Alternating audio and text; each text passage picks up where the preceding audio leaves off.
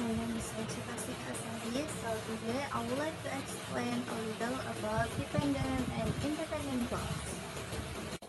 So, what is clause? A clause is a group of words that contains a subject and verb that are related to each other. This relationship is important because it shows that the subject is doing something, being something, or experiencing something. A clause is meaningful because it gives information, not just a separate words. Without this relationship between the subject and the verb, a group of words cannot be called a clause.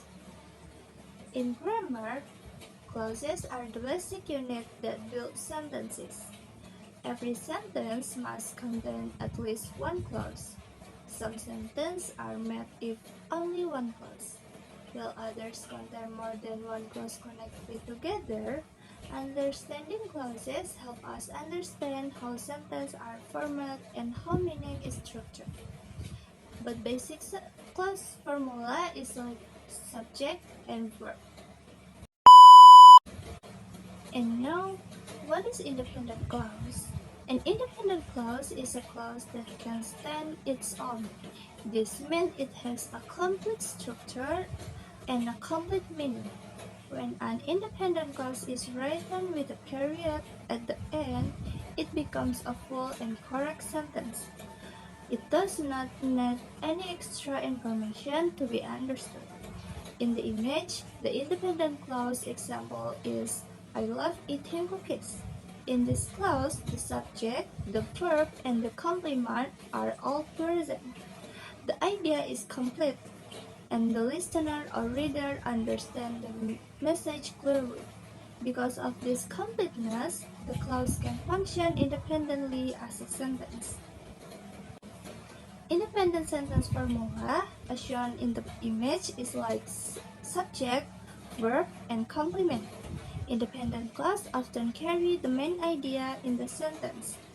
When they appear together with other clauses, they remain the most important part of the sentence. And the second is dependent clause. Dependent clause is a clause that cannot stand on its own. Even though it contains a subject and verb, its meaning is incomplete.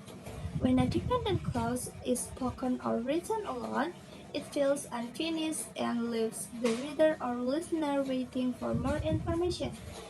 Like in the image, the dependent clause example is although he sings well.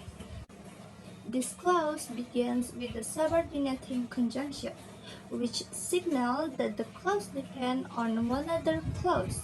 Because of this word, the clause cannot function as a complete sentence by itself.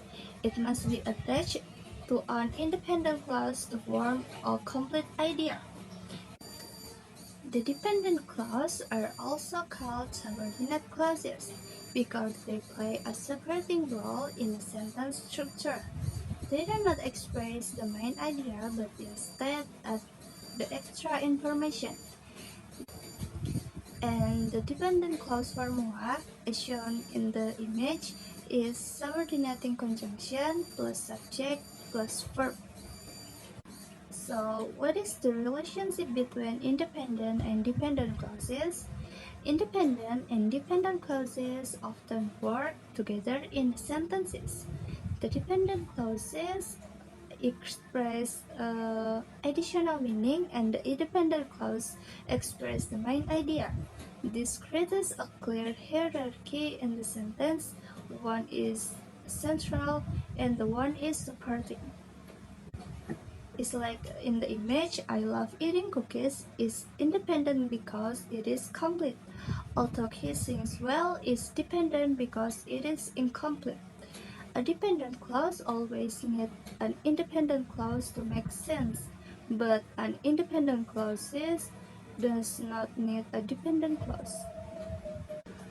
In short, a clause is a group of words with a subject and a verb that are connected in meaning. An independent clause can stand alone as a complete sentence. A dependent clause cannot stand alone and must be connected to an independent clause. Understanding these differences is essential for writing clear, correct sentences, for analyzing sentence structure in English grammar.